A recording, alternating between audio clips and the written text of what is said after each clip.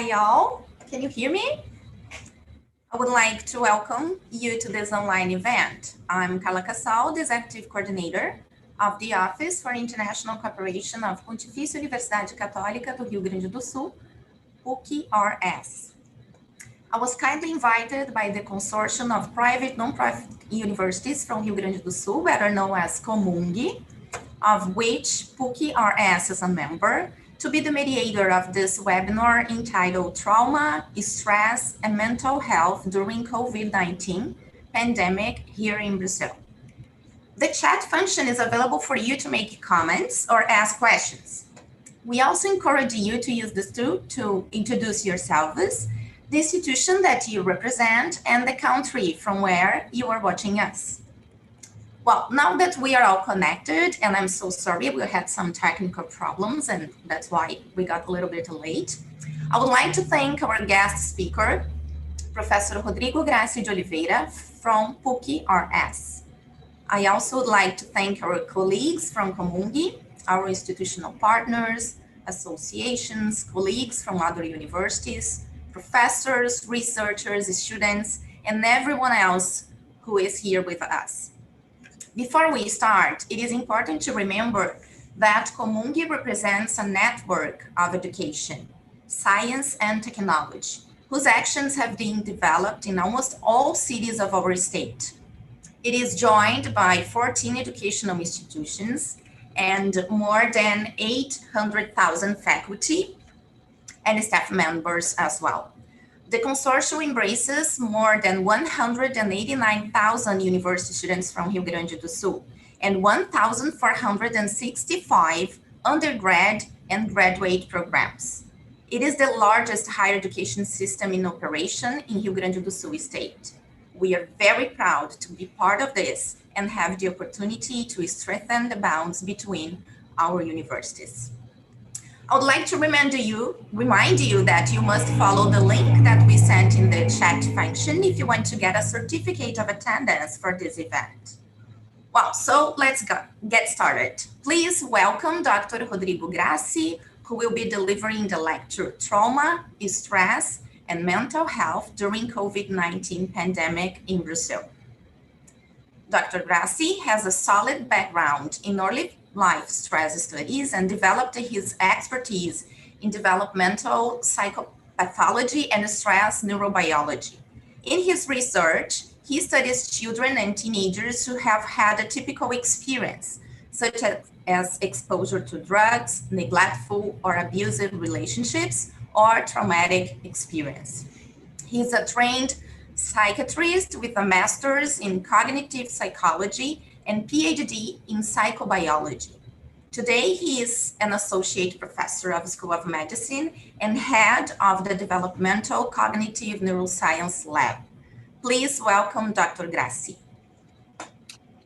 Thank you, Carla. So I would like to share my presentation. Just one second.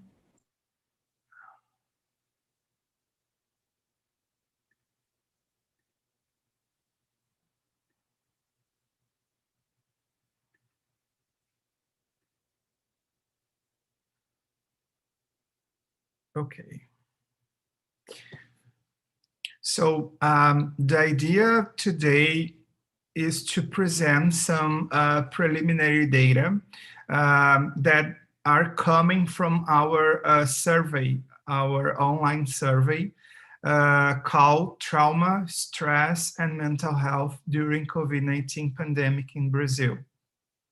So just to remind you all that this all preliminary data, so we are already ongoing in terms of data collection. So please be careful in terms of what kind of conclusion can we take from what I will present now. First of all, I think that it's important to realize that unlike previous pandemics, COVID-19 has been considered to be rapidly disseminated, and this contribute to the spread of information associated with it in the media. We we all know that the number of confirmed cases, serious cases and deaths, as well the socioeconomic problems associated with social distance has been massively shared in real time. And despite the dissemination of information about COVID-19 to the population, the wide coverage that has been given by the media can also contribute negatively to a cognitive perception about the threat or the level of threat related to this disease, and thus corroborating the establishment of a state of uncertainty, fear, and consequently for the appearance of maladaptive behaviors among individuals.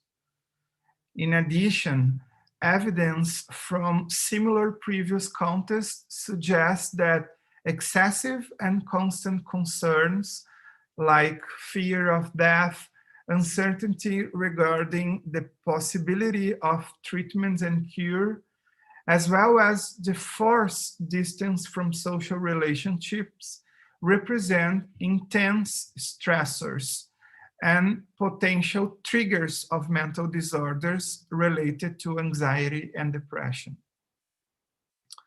So we collect almost 12,500 subjects from April 18th to May 18th. So during a window of 30 days of data collection. Just one second. And this window of data collection is the same period of the first stage of the acceleration phase of COVID-19. So why this is important to explain? Because by that time, we didn't know exactly how bad the COVID-19 situation will become. We start to getting a lot of news from media saying that this is bad, this is really bad, please stay home, we don't know what's gonna happen, we have to buy like more intensive care units, we are expecting the worst. Nobody knows by that time exactly where is the kind of contagious and the ways we can contract the virus. So it was a really difficult time in terms of what the population knew about COVID-19. So our survey spread across the whole country. Of course, we have much more samples coming from South and Southeast of Brazil. And we have an average age around 38 years old. So it's more like adults, mature adults. We also found some interesting aspects of our online survey. The first interesting question is the massive participation of women in the online survey. So we have around 77% of our sample composed by females, and 24% were men, actually. We have almost 90% self-described as straight or heterosexual in terms of the sexual orientation.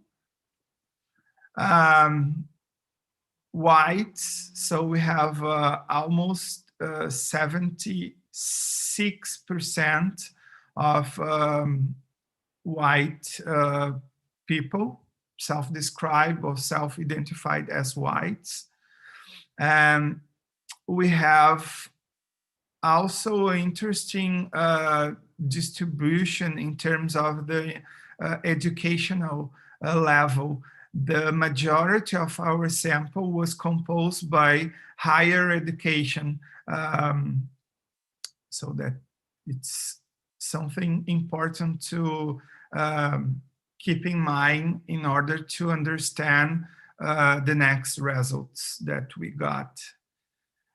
Almost 50% of our sample describe that having news by that time during the first phase of acceleration of COVID-19, having news or hearing news from traditional media or Facebook was really stressful. So half of our sample considered or rated TV and Facebook as the most stressful source of information. 39% self-declare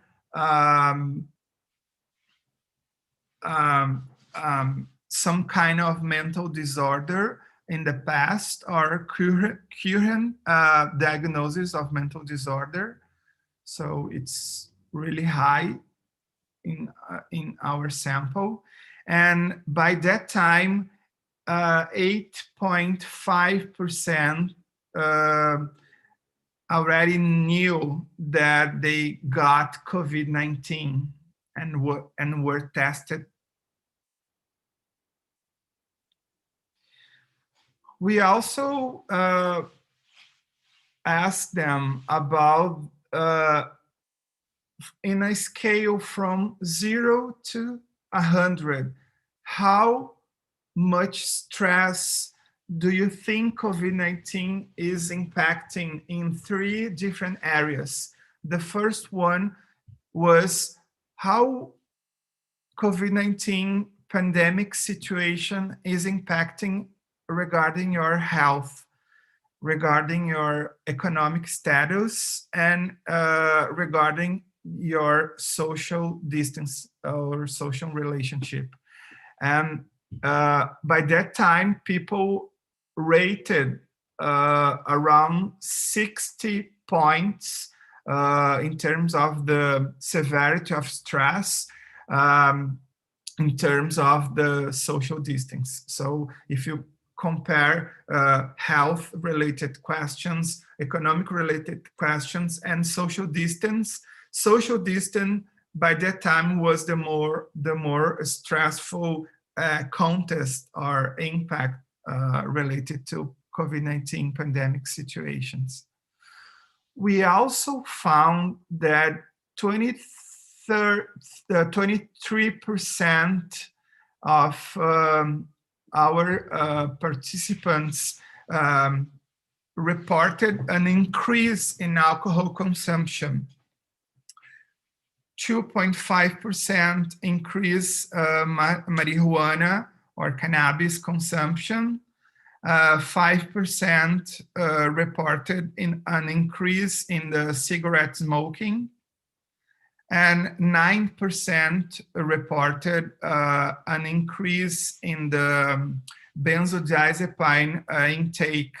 So if you understand all this data, it seems that especially benzodiazepines and alcohol, so the more anxiolytic drugs related, are among the higher increase report.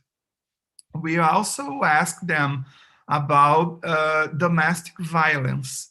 So first, we asked them if domestic violence, and we explain what is the concept underlying the term domestic violence. And we asked them if in the past year, something related to domestic violence happened in their families. And 8.5% answer yes. Among those that had some kind of domestic violence in the past year, we asked if during the pandemic during the COVID-19 pandemic, if this situation become worse, and 38% reported that yes, it was worse in the scenario during the pandemic. The same logic we apply to childhood abuse and childhood neglect. So our sample report that some kind of childhood maltreatment happened in the past year, but during the COVID-19 pandemic, among those reporting some kind of childhood maltreatment within their families, 42% report that the situation increased during this period of time. So it's really concern what happened during this, at least during the acceleration phase of COVID-19 in Brazil. We also have some data from depression and anxiety symptoms. And one of the questions asks about thoughts of death. And here is important to explain that thoughts of death can be mild when I start to think about the worth to be alive. Maybe my life is kind of empty, and severe thoughts of death that basically are related with suicide thoughts. So if you plot together mild and severe thoughts of death, we have a rate of almost 23% of our sample experience some kind of thoughts related to death during the acceleration phase of COVID-19. And we also ask them about obsessive and compulsive behaviors and thoughts. And we ask them how much impact, negative impact, it brought to their lives during the pandemic of COVID-19. So we have only 30% of our sample saying that the COVID-19 pandemic didn't bring any kind of impairment or damage or problem to their lives. But the majority of our sample reported that there is a mild impact. 27% reported that a lot of things had a negative impact because of the pandemic. And around 10% actually reported a severe impact related to the acceleration phase of COVID-19. So putting all this data together, of course, all this data are preliminary. We didn't have time enough to get deep and understand the relationship between different variables. Of course, we have much more data, but we are still collecting. So the survey are still ongoing. But if you like to contribute to this research, please just scan this barcode and take part in this survey. We will appreciate a lot. And of course, we can discuss some implications of this data now with Carla and during the chat interaction. Thank you very much.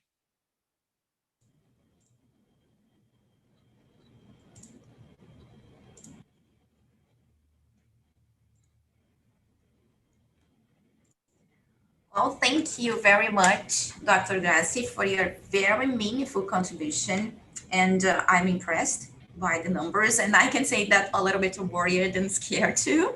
But we do have 3 questions here, and I'm going to address them all for you now. The first one is, are there similar researches being conducted in other countries? Because you've mentioned we are studying Brazil. So in other countries, there are similar researches being conducted. The second question is, you've mentioned that this research is quite incipient. So what are the next steps of this research? And the third one is, what implications are there so far? So what implications are predictable in a sense, in your opinion, of course? Okay, yes. Yes, there is several online surveys related to mental health in Brazil, but also in different countries. And I think that the main point was, after observing the different phases of COVID-19 pandemic, we will have a clear picture of actually what's going to happen in terms of mental health. This is, as I said, a picture just during the acceleration phase of COVID-19. So the next steps of our research is to compare those data that we collected during the early stages of pandemic with the late stages of the pandemic of COVID-19. So that will bring us the idea if this fade out across the pandemic, so people get more adapted, they are more used to the idea of having a virus, that they have to use masks. By that time, even the masks are kind of, people didn't know if they should use or not. So there is kind of a lot of misinformation, and maybe that kind of misinformation could had contribute to this data I show you. The main point is that if you run the same survey now, after like 3-4 months of pandemic, with we already knowing what's happening in terms of the country, Brazil, the deaths, the curve, would we find the same results? The impact will be the same. So this is one of the questions we are really eager to answer. And the last one was the implication, right? Exactly. Okay, so I think that the most important aspect of our research is trying to show that the way information is handled have a direct impact in the way people feel about the whole scenario. So by that time, it was a lot of confusion. Like I don't know if you all remember, but there are some cities that decide to shut down the entries of new people, like there were some cities that decide that nobody will leave the city, like a kind of really stringent lockdown. But the state said a different perspective. The federal government was saying that there is nothing to worry about.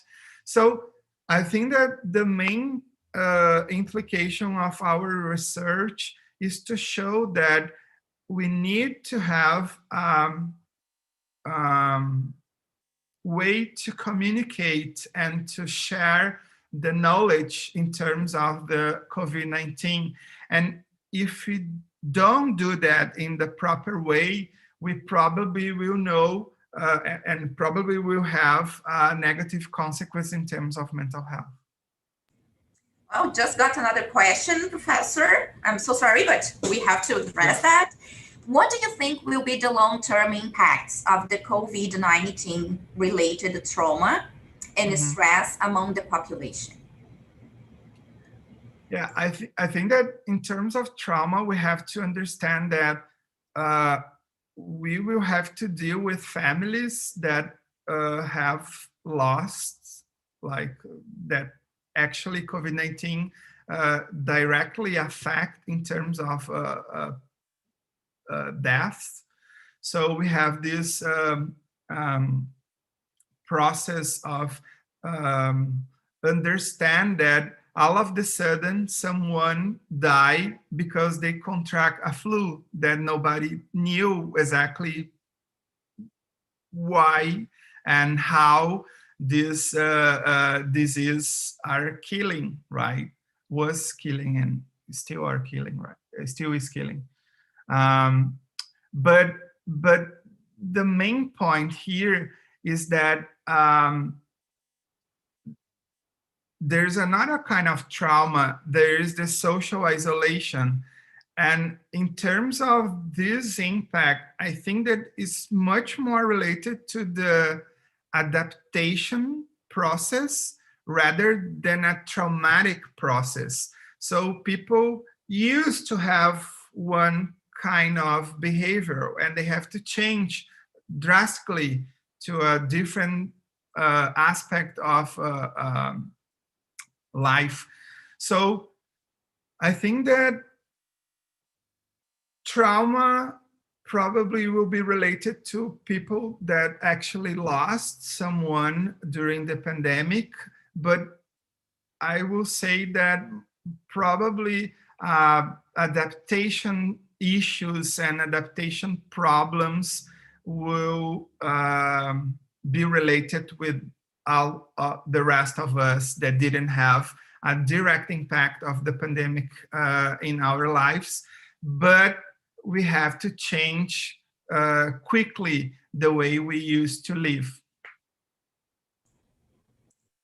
That's perfect. Once again, thank you very much, Dr. Gracie, for your relevant contributions on this challenge period that we are going through due to COVID-19 pandemic.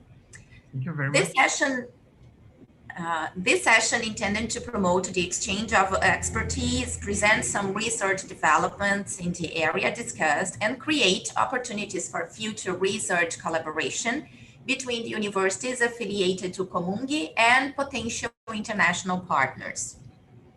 We also would like to invite you to the next session about molecular markers in andrology, a biotechnological approach, by Professor Ivan Cunha Bustamante Filho from Universidade do Vale do Taquari. It will be on next Tuesday, September 22nd at 11 a.m. Brazil time. Get scheduled. Thank you everyone for attending this event and for your questions and for this relevant discussion as well. For further information, comments, or suggestions, please send us an email. The address will be available in the chat function. Thank you again. Have a nice day or enjoyable evening, depending on where you are. Stay safe. Bye-bye.